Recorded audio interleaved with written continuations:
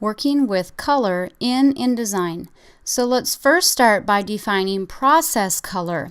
So within InDesign, we have different color models, and one of those being a process color. So I am going to open up a couple of my color panels here that we are going to be dealing with. So if you don't see color on your panel dock, go under Window and locate your color and open that up. So I'm going to actually drag mine out. The second panel that I want to have is my swatches. So again, if you don't see swatches over in the panel dock, go under Window and look for swatches.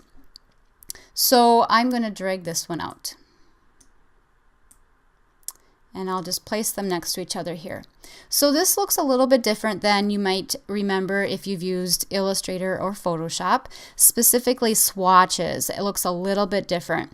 So defining process colors or process inks. These are colors that are created by mixing a varying amount of percentages of these CMYK inks. And CMYK stands for cyan, magenta, yellow, and key, which is what the K stands for, which most all the time is black. So lighter colors, of course, have a lighter percentage, and darker colors have a higher percentage. So if I select a box here, make sure that my fill is in the front, you can see if I drag my cyan to 100%, it's going to be a darker color. So a higher percent equals that.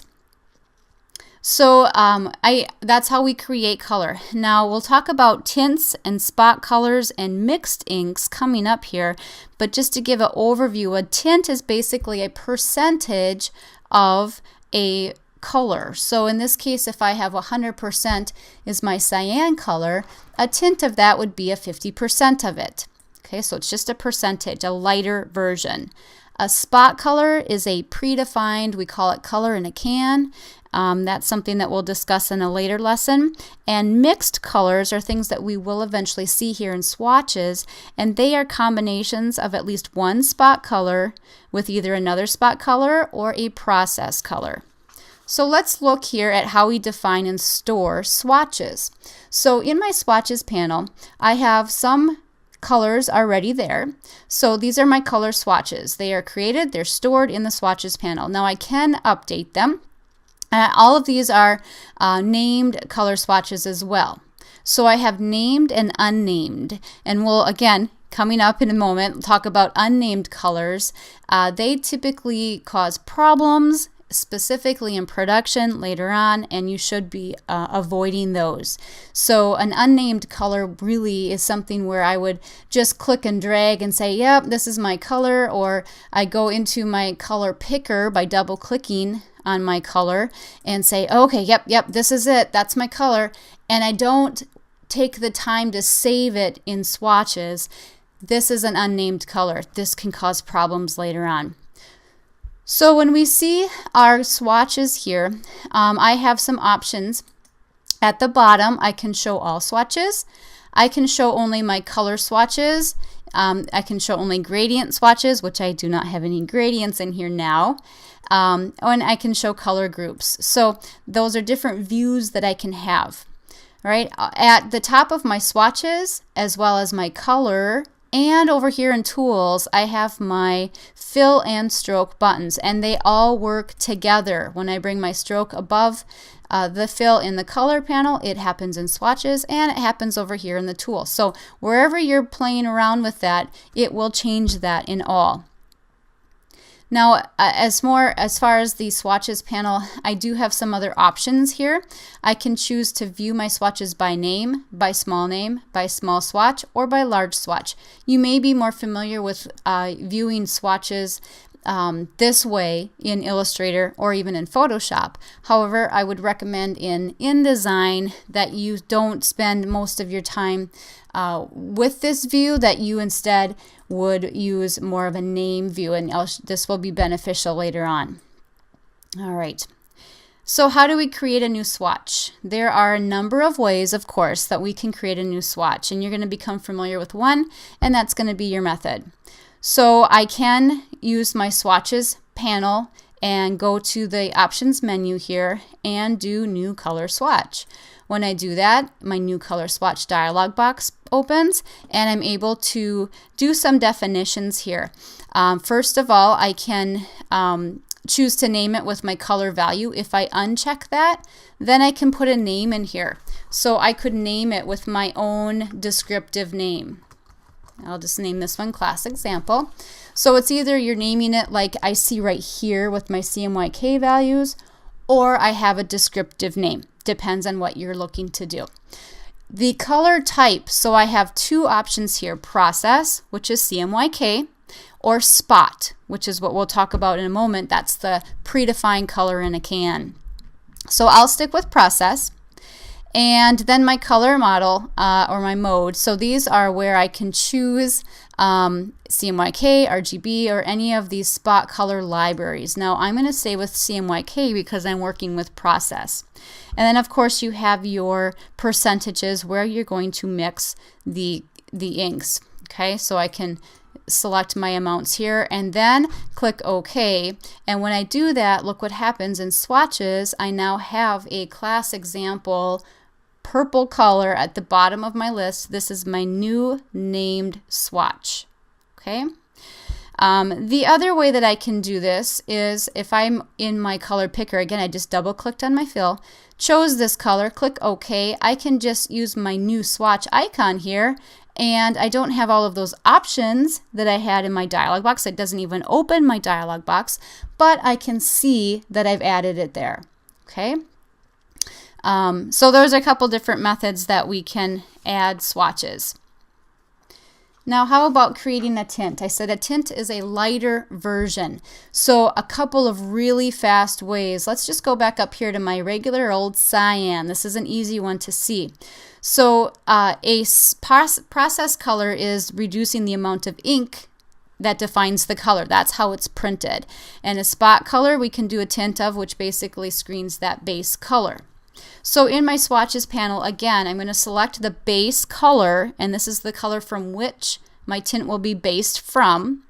And then I'm going to use my swatches panel options button right here and choose new tint swatch. When I click that, I get my new tint swatch dialog box, and I'm able to drag at the very bottom here. These are all grayed out. This is what we would see when we do a new swatch. But right down here, I'm just going to drag, and let's take it to 50%. Oops, missed. Let's type it in. A little bit easier to get to that exact point. And then I can choose to click OK, or I can choose Add. Tint value already exists. Oh, I already have one. Let's just click OK. I think it's right here. I have one right here already, so it was smart enough to know. Let's do a 75%. And I'll click Add. And there it is. And the nice thing about doing add is now I actually can go in and do another one. So let's do 15%. I'm pressing tab and not OK. If I click my enter key, it's going to OK, and it won't let me keep adding. So if I know there's a few of them that I want to do at a time, I can leave that open by clicking add and continue. So actually, if you look here, here's my 50. Let's select this so you can see what's going on. Here's my 50. So this is the full amount, 100. Here's 50. Here's 25. These are the ones I just made. Here's 75, and here's 15. So those are the tints. Now, what if we wanted to select it a different way? So when I have a color selected here, you can see that in my color panel, it actually is prepping me for a percentage. So if I do 100%, okay, so if I get my color here, all I need to do is click my new icon, and here it is, class example at 38%. So by selecting my color and then choosing my percentage and clicking new swatch, it does a tint from that. So I'm defining my base in my color panel this time. So whatever way you feel comfortable with. Now, one thing to note, when I do, in this case, this class example, if I want to change this color a smidge, let's just add a little bit more, let's add a little bit more magenta and less cyan. Click OK. When I do that, my tints are also updated. So those are linked, they're connected, which is really, really nice. So now on to those unnamed colors. What is an unnamed color? It's basically a color that I don't save in my swatches panel.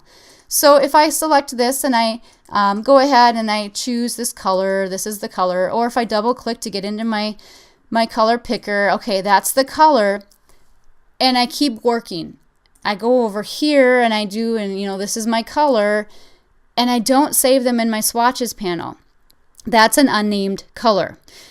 Now, it's not saved anywhere, and that's where the problem comes in. Because it's not saved anywhere, if I show this to the client and they say, oh, I really don't want that green, I'd rather have a blue. Okay, well, that's easy. So let's just double click and we'll get into our blue range, and yep, here's my perfect color. I show it to my client, and now they say, oh gosh, I really, you know, I'm sorry, I really don't like that blue. I want the green back. Okay, how do I get the green back? I did not save it in swatches. It's not there. So I have to try to go off of memory. I'm not going to hit it perfect. So that's why, that's a big key why we don't use unnamed colors. The other is, what if I've got multiple objects filled with the same color? So let's just say, for easy sake, let's do a 70 and 50. So this number, this color would be 70, 50, 0, 0. And we go over here and we apply the same one, 70, 50, 0, 0. Right? Those are the same colors. And I have this happening throughout my multiple page document. And now I decide, oh shoot, I don't need blue, I need yellow.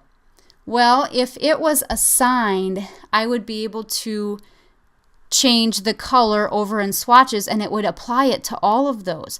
In an unnamed color that's applied to multiple objects, if I want to edit that color, I'd have to go and individually change each one, which can be hugely time consuming. So the easiest way, really, I mean, I can just click and drag this thing straight from my color panel right into swatches. I don't have to mess around with new dialog boxes. I just click and drag it. It's there. And now it's assigned. Let's assign that one.